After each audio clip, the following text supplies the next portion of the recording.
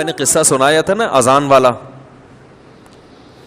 وہ اذان والا میں نے واقعہ سنایا تھا نا, اس سے پتہ چلتا ہے کہ بیوقوف دنیا میں ہول سیل کے حساب سے موجود رہتے ہیں. میں نے یہ واقعہ بیان میں سنایا. اچھا, جن کا واقعہ ہے نا وہ آج مجھے فجر میں ملے, انہوں نے کہا مفتی صاحب آپ نے آدھا سنایا آدھا چھوڑ دیا. تو میں نے کہا اچھا, آج پھر آج کی بات ہے, آج فجر کے بعد انہوں نے مجھے پورا واقعہ سنایا. پھر انہوں نے کہا اب یہ بتائیں پورا. انہوں نے کہا وہ آدھے میں وہ مزہ نہیں ہے جو پورا واقعہ ایسے تھا. انہوں نے کہا نیٹ پہ سنا نا یہ واقعہ, وہ انہی کا قصہ ہے. تو انہوں نے پھر مجھے پورا واقعہ سنایا. بہت سے لوگ ہیں جن کو یہ واقعے کا پتہ نہیں ہے, تو یہ واقعہ اس پر کہ بیوقوف دنیا میں ہول سیل کے حساب سے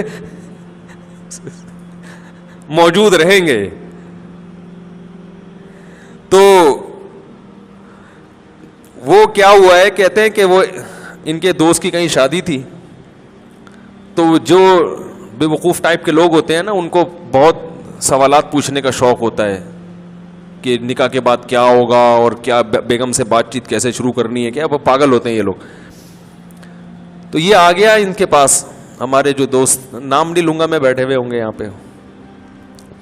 ایسا نہ دوبارہ پٹیں دولہے کے ابا سے, پھر یہ ایک دفعہ تو پٹ چکے ہیں, دوبارہ نہ پٹیں کہیں, زخم تازہ ہو جائے گا نا ان کا. تو وہ دولہا جس کی شادی تھی, رخصتی تھی رات کو, وہ آیا ان کے پاس ایسے ہی پوچھنے پاچھنے کے لیے. تو انہوں نے بتایا کہ بھائی دیکھو, زوجہ کے پاس جانے سے پہلے اذان دینی ہے تم نے. اس کا فائدہ یہ ہوگا کہ نرینہ اولاد پیدا ہوگی صحت مند. صحت. میں نے تو صرف اتنا واقعہ سنایا تھا, انہوں نے کہا کہ پورا اس طرح ہے کہ اذان بھی کسی اونچی جگہ پہ کھڑے ہو کے دینی ہے.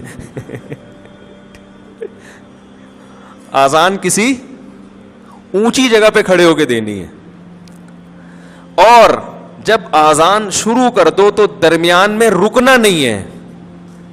درمیان میں رک گئے معذور بچہ پیدا ہوگا. ٹھیک ہے نا. اب یہ جناب شروع ہو گیا, مذاق کیا تھا اس نے, مذاق کیا تھا, وہ سیریس ہو گیا. اب وہ دلہن بیٹھی بھی ہے, یہ ڈریسنگ ٹیبل پہ چڑھ گئے نا, اس سے زیادہ اونچی جگہ ان کو نظر نہیں آ رہی تھی. تو شکر ہے الماری پہ نہیں چڑھا. الماری پہ سے نہیں چڑھے کہ بھائی جب چڑھ جاتا الماری پہ تو کھڑے ہونے کی جگہ نہیں تھی. وہ بیوی کہتی کسی بندر سے میری شادی ہو گئی ہے. وہ ایک آدمی گیا نا نفسیاتی ڈاکٹر کے پاس کہ مجھے وہم ہو گیا کہ میں بندر تو نہیں ہوں. تو ڈاکٹر نے بولا پنکھے سے اترو گے تو میں علاج کروں گا نا اپنا, پنکھے سے تو نیچے اترو. تو ڈریسنگ ٹیبل پہ کھڑے ہو کر انہوں نے اذان کہنا شروع کی. اب وہ دلہن پاگل ہو گئی, چیخنے لگی یہ کیا کر رہا ہے بھائی, پاگل تو نہیں ہے. اور جا کے نا دروازہ بجا رہی ہے.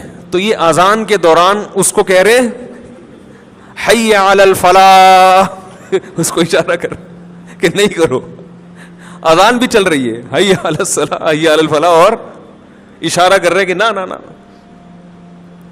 وہ دروازہ کھولا, دولہا کے ابا نے, دلہن کہہ رہی اس کو دیکھو کیا ہو گیا, یہ کون ہے, پاگل ہے. بھاگ گئی, وہ ظاہر ہے بھاگنا ہی تھا اس نے, گھر چلی گئی.